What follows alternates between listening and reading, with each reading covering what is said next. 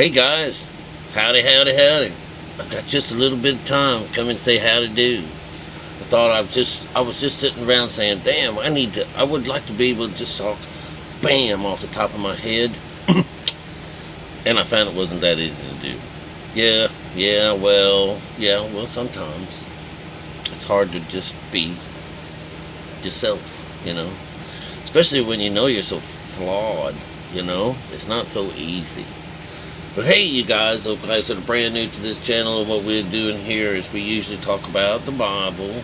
A lot of times it's about a particular code that ranks the Bible into one of these not so supernatural objects that that as humans admire and cherish, and as well as other people perhaps probably kind of scared away from, they're scared. Well, I've spent basically all my life, I think is what I could amount to, in researching and discovering and looking for and seeking this kingdom of heaven, and through a myriad of many things that have happened by chance. I'm just a young me, Rick Worth, in my mid-50s or something like that, just coming across this. I've been working on this particular thing for over 10 years, and it took giving up the television, and it was not hard to give it up. In fact, I see it from time to time, but I think it's watching me. Mariko's TV, she's got one in there that's huge, just giant. But anyways, now she at least keeps a cover over top of it. But I don't hang out in the house. I'm outside here. But I just wanted to tell you that I used to be real deep in this stuff. This is I'm talking to spiritual gangster, man. I was like in on it,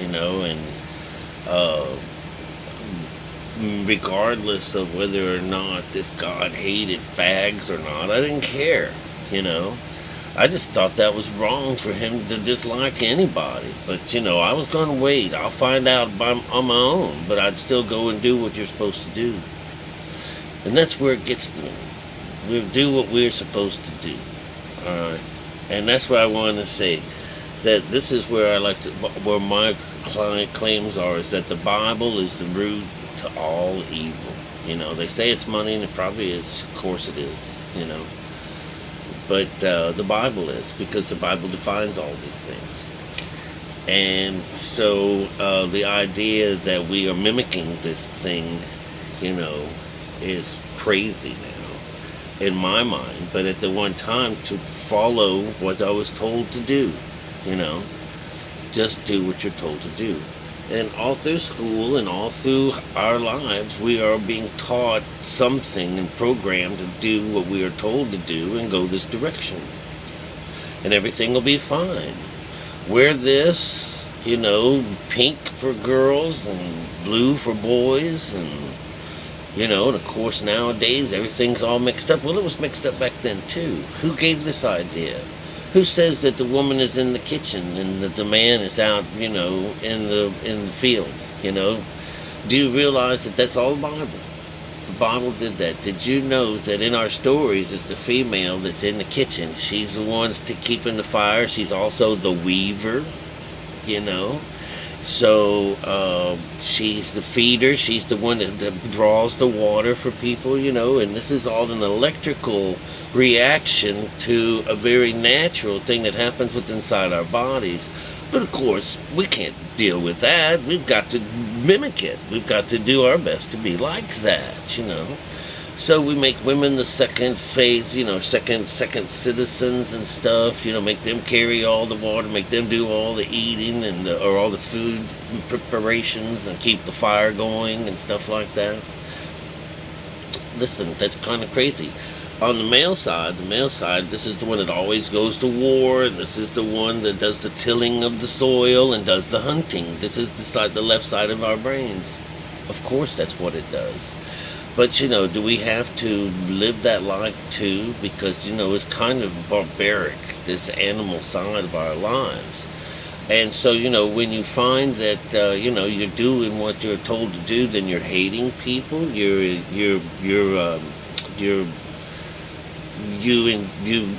The act of slavery, that's just the idea that you can make someone do what you want, or that you could own someone, or that there was a class that made you more above someone else that kept you from being one of these people.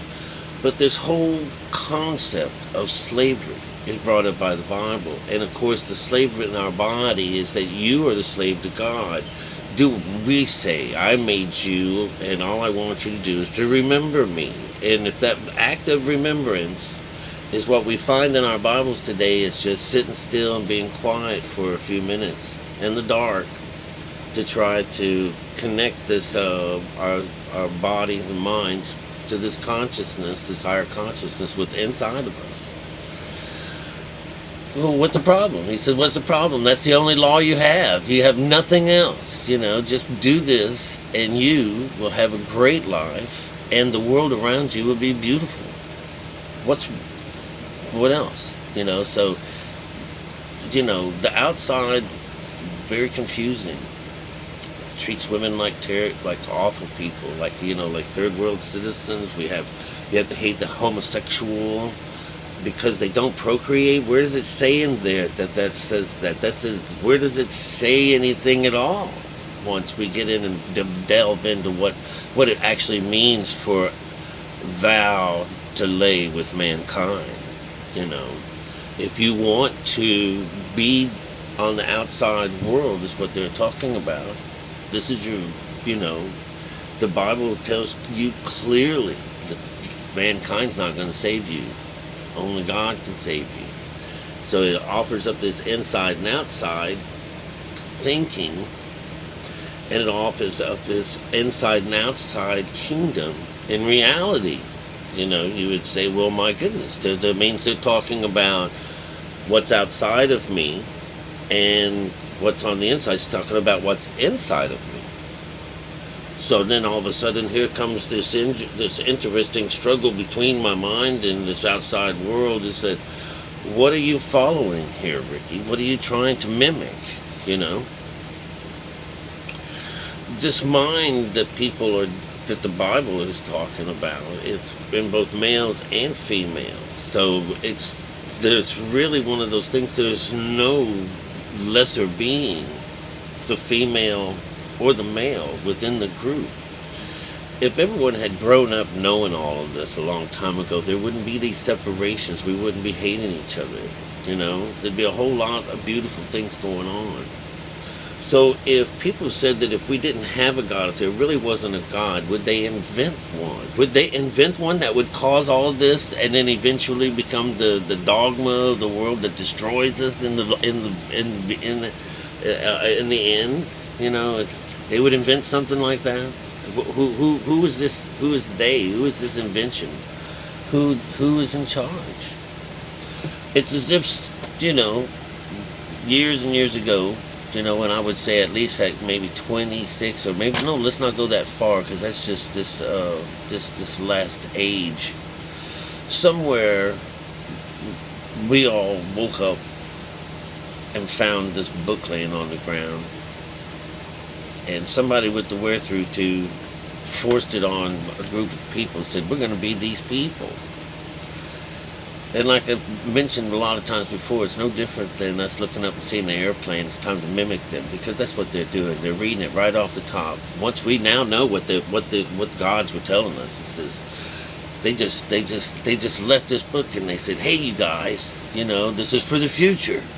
Everyone says this is for the end of times. Well, do you want me to give in and say that these are the end of times? The end of something, because we're getting the least of everything. But the way this works out is that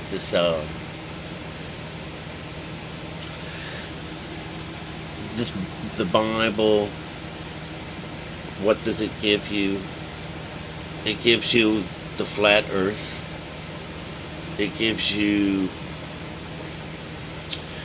7 days of creations, you know, that's pretty good too. You know, it gives you two white European, naked white European people in the Garden of Eden. It gives you a talking snake. It gives you, it gives you an ark that can hold two of every animal in the entire world, you know, and stuff like that. And the rest is history, you know. The rest is history. You let that be in there, you know. Bring your little kids up. Bring your little kids up to church and find out that, you know, hey, this dad really fucked his kid up too, you know. So you better listen to me. Look at what God does to his dad, his son. Look what his son does for his father. God damn. Some crazy shit. I'm tired of mimicking that Bible, but, you know, I can't help it because the whole world is already on it. So, you know, like they said, the whole world is a stage, you know. So what do I become in this group of people that doesn't want to, you know, been on that stage, and doesn't want, been up there, been there, done that, you know. What do you do with that, you know? You try to fight against it, you know, what have I got? Be trying to hold the tide back with just my two hands, you know, and my group of merry followers keeping me and this truth in tow, you know. What are we going to do with this? What do we get once we no longer want to play the game, you know, and we become the watchers, you know. All we do is watch. That's what I'm doing is watching. Look at these crazy fools. Look at them. Oh my God. I guess when our country's done imploding, we'll see what we got left of it, you know. No, I just don't know what. I thought I'd just come on and say hello and speak more about this Bible.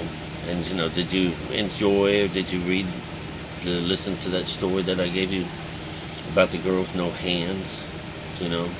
The similarities between that is what it is the when you give up your, you know, your this side to the devil, they give you all these riches. Rich people, they don't necessarily have to follow the devil or anywhere. If that's where they got it, was they fed from the left side and they got rich from it. These people, they don't need a God. You know, they can believe he's there. They can go to all these places, you know, these famous places in the countries, you know, and listen to the same famous preachers, you know. Doesn't get anywhere. You know, you go to the priest and he gives you food. It goes into your stomach and you shit it out. It says you miss the heart altogether. So, you know, this whole idea of dealing with mankind and what is outside of you is just absolute. It's a waste of time when it comes down to feeding yourselves. So you'll find that that's why the kitchen, the female side, she feeds us. This is what they mean to toss your nets over to the right side of the boat. And you know, it doesn't necessarily give women the only people that are able to cook, you know, or make all this fire and all this stuff. But it just shows you that this is where the food is at, you know. And we ourselves are symbolically put a mouthful of dough as we go up to be cooked ourselves. We are what's being cooked in this sense, you know. And so it's almost like you're going into some kind of a box. Make yourself an ark. Or you're the baton in a relay match, a conscious relay match, where, you know, we're off, you know. That's once that gun, you know, and then that your conscious is being lifted up, you know, and it's being tossed over to Jesus, and then Jesus grabs a hold of it and he gives it up to his daddy. His daddy hangs on to it for a little bit, works his magic on it, and then gently puts it back on the ground, hands it back to you. So, you know, what a simple little law, what a simple little thing that we have been left, you know. They said, you know, hey, you guys, if you have any questions, want to try to reach us, here you are. Drop that Bible on us. This is how you contact us, you know. And so we went off to build our little airplane worship device. And we've been waiting and waiting and waiting and waiting for them to return all this time. They said they would. Tell me that we're not in one giant Hollywood show, guys. Come on. Just, where does that put us? Where am I the editor now? Can I be an editor? Can I, I don't like that part. What?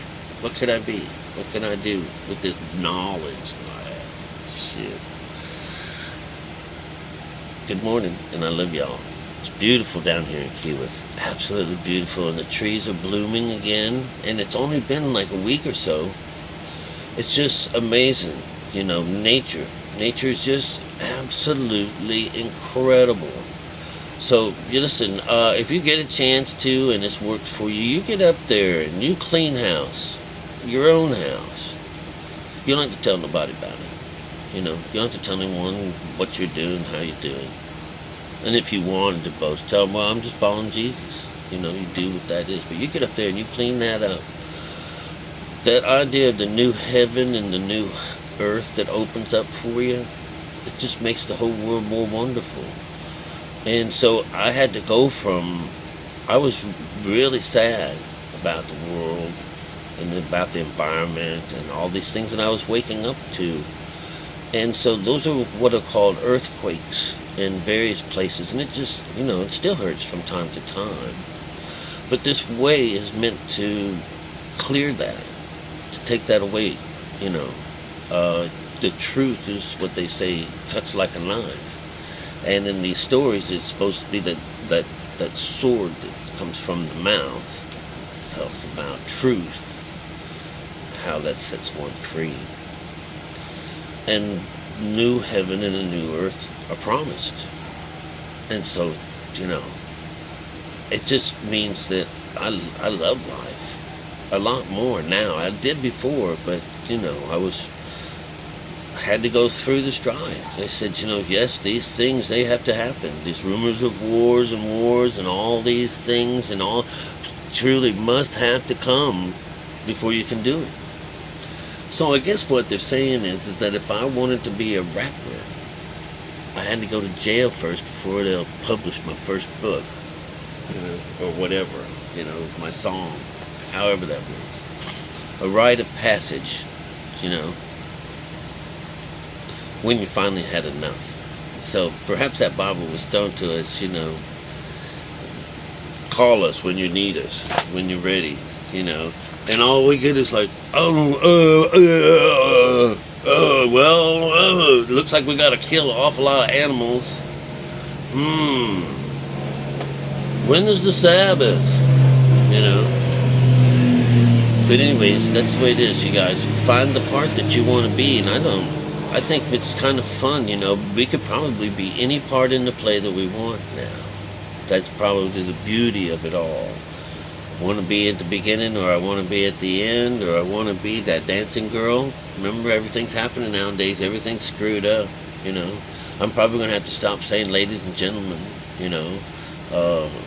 boys and girls, It's those faxos, whatever they are, But, basically the world's getting into more stupidity, and more darkness. And that's why they're all looking to die. They want to die. They want to die and they can't die. And it's just a shame. It's a shame. They need to have this new heaven and new earth so they wouldn't do this, So they won't lose faith, Every one of these doomsday dates that draw near bring their hopes to life. It's like they're putting in $5 for the $2 million gift that you might win from the lottery. The hope. That's where they get their hope. I'll pay for it. If I win, I'll give it to church. I'll give half of it, a quarter, a tenth. I'll give 10% of it. You'll get nothing out of mankind. You have to go upstairs, see your Paul, And then that's not always good to say. I'm going to say you got to go up there and you got to see your ma and pa. You know, see your mom. Honor thy mother and father. Both. I love you guys. Spiritual gangster here. Take care of yourselves. I love you. All right. And have a beautiful day.